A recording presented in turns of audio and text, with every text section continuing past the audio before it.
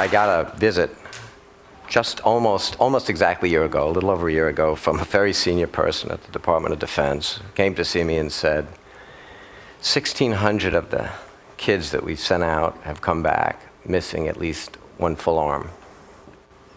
Whole arm. Shoulder dysartic. And we're doing the same thing we did for more or less that we've done since the Civil War, a stick and a hook. And they deserve more than that. And literally, this guy sat in my office in New Hampshire and said, I want you to give me something that we can put on these kids that'll pick up a raisin or a grape off a table.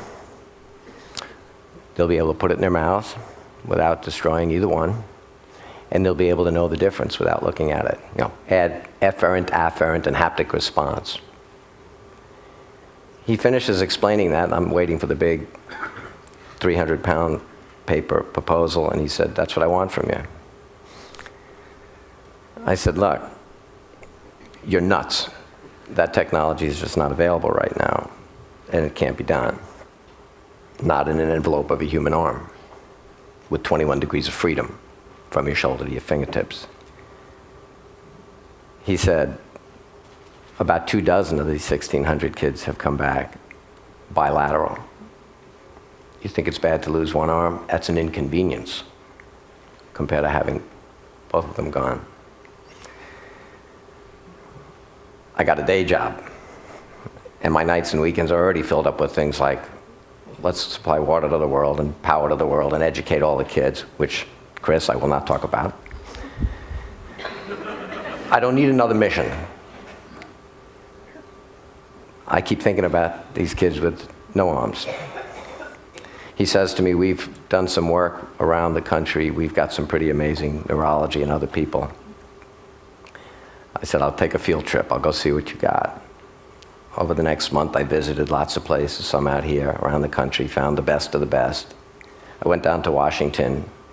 I saw these guys and said, I did what you asked me. I looked at what's out there. I still think you're nuts, but not as nuts as I thought. I put a team together a little over 13 months ago. It got up to 20 some odd people. We said, we're going to build a device that does what he wants. We have 14 out of the 21 degrees of freedom. You don't need the ones in the last two fingers. We put this thing together. A couple of weeks ago, we took it down to Walter Reed, which is unfortunately more in the news these days. We showed it to a bunch of guys. One guy who described himself as being lucky because he lost his left arm and he's a righty.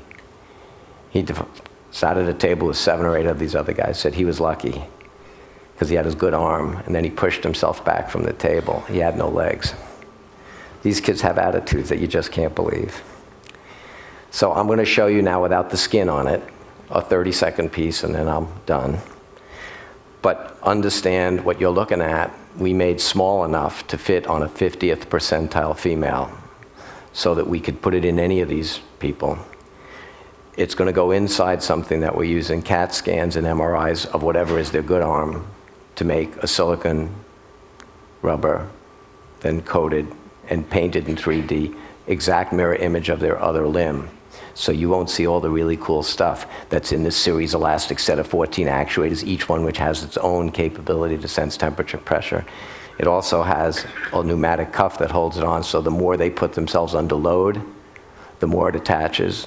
They take the load off, and it becomes, again, compliant. I'm going to show you a guy doing a couple of simple things with this that we demonstrated in Washington. Can we look at this thing?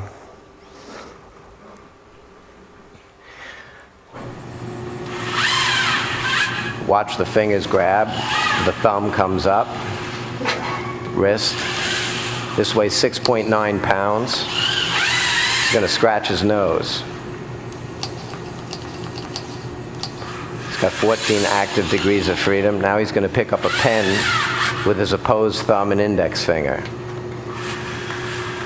Now he's going to put that down, pick up a piece of paper, rotate all the degrees of freedom in his hand and wrist, and read it.